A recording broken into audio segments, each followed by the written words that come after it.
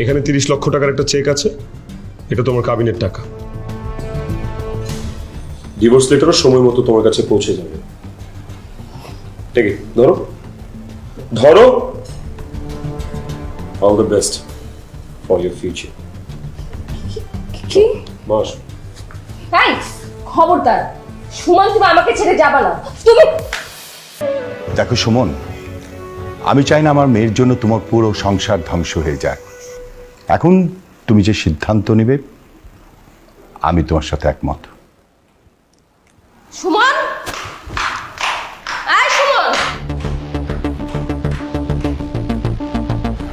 বাহ, very good. আমার drawing রুমে বসে এসব ছোট লোকের বাচ্চাদের ডেকে এনে দামি সোফায় বসে চা নাস্তা খাওয়ানো হচ্ছে। বাহ। Mind your language Mrs Zerin Khan. I may, তোমার কত বড় সাহস, তুমি আমার বাড়িতে এসে আমাকে ধমক দিয়ে কথা বলো? সাহস কখনো কেউ কাউকে দেয় না, অর্জন করে নিতে হয়। আর মিসেস জেরিন খান, আপনি হয়তো জানেন না যে বাড়িতে মেহমান আসলে তাদেরকে সুন্দর করে বসতে দিতে হয়, তাদেরকে আদর আপ্যায়ন করতে হয়, এটা করা সুন্নত। আর আপনি যেহেতু জানেন যে আপনার বাড়ির এই দামি দামি আসবাবপত্রগুলো কোনো ছোট লোকরা ব্যবহার করতে পারবে না, তাহলে আপনি কেন একটা ছোট লোকের বাচ্চার মাথায় বন্দুক ঠেকিয়ে তাকে বিয়ে করতে গেলেন? হ্যাঁ, এক্সকিউজ মি, এই জেরিন খান কাউকে কোনোদিন কৈফিয়ত দেয় না।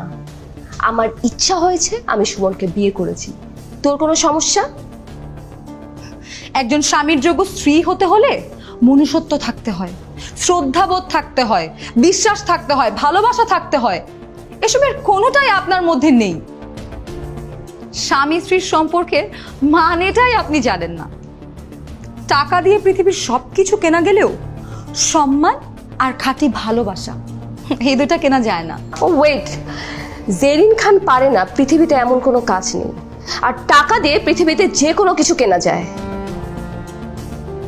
ভদ্রভাবে তোর এই খালাকে নিয়ে আমার এই বাড়ি থেকে বের হয়ে যা, না হলে দারোয়ান ডেকে ঘাট ধাক্কা দিয়ে বাড়ি থেকে বের করে দিবি।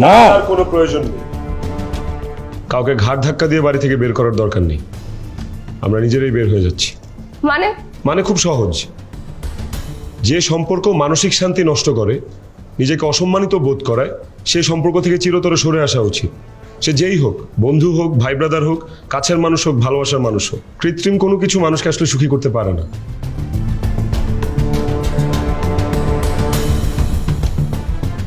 এখানে 30 লক্ষ টাকার একটা চেক আছে, এটা তোমার কাবিনের টাকা। ডিভোর্স লেটারও সময় মতো তোমার কাছে পৌঁছে যাবে। ঠিক আছে, ধরো ধরো।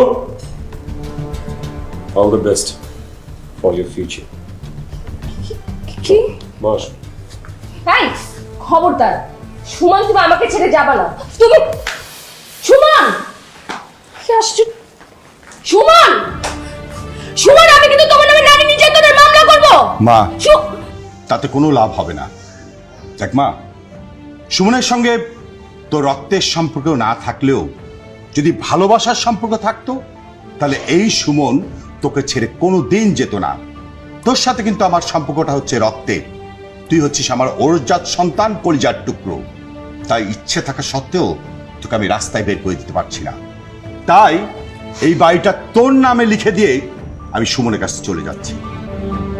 মানে এই বাড়িটা আমার নামে লিখে দিয়ে? মানে হচ্ছে আমি তোর সাথে থাকবো না, সুমনের কাছে থাকবো। শুধুমাত্র এই বাড়ি তো, আর বাকি সম্পত্তি সব হচ্ছে সুমনের। ওর নামে আমি উইল করে দেব। What daddy, are you out of your mind? তুমি সব কি বলতেছো? তুমি তোমার নিজের মেয়েকে ছেড়ে ওই রাস্তার ফকিনীর বাচ্চার নামে সম্পত্তি লিখে দিবা? তুমি কি পাগল হয়ে গেছো? না, আমি পাগল হইনি। আমি যা করছি খুব বুঝে শুনেই করছি।